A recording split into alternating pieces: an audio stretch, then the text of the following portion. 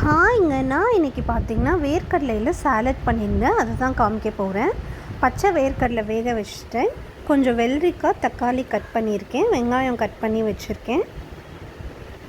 பச்சை மிளகா, புதினா, கொத்தமல்லி எல்லாம் இந்த மாதிரி கட் பண்ணி வச்சுருக்கேன். இப்போ வேர்க்கடலையை ஒரு பவுலில் போட்டுக்கலாம்.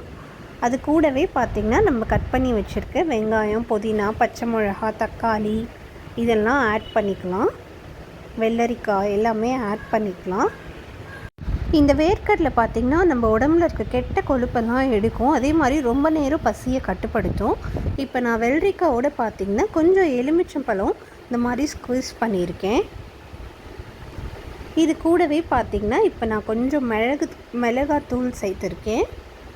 அதுக்கப்புறமா தேவையான அளவுக்கு உப்பு ஆட் பண்ணியிருக்கேன். அது கூடவே கொஞ்சம் மிளகுத்தூளும் சேர்த்துட்ருக்கேன். இப்போ இது எல்லாத்தையும் நம்ம நல்லா மிக்ஸ் பண்ணிக்கலாம். இந்த மாதிரி மிக்ஸ் பண்ணிவிட்டு கொஞ்சம் கொத்தமல்லி தழை தூவி விட்டுறலாம். இது காலையில் பிரேக்ஃபாஸ்ட்டுக்கு எடுத்துக்கிட்டால் இன்னும் ரொம்ப நல்லது. இந்த வேர்க்கடலை சாலட் சாப்பிட்டுட்டு ஒரு டம்ளர் மோர் குடித்தாலே போதுங்க. காலையில் ஒரு சூப்பரான ஹெல்த்தி பிரேக்ஃபாஸ்ட் ரெடி. ஸோ இந்த வீடியோ உங்களுக்கு பிடிச்சிருந்தால் லைக் பண்ணுங்கள். தேங்க்யூ.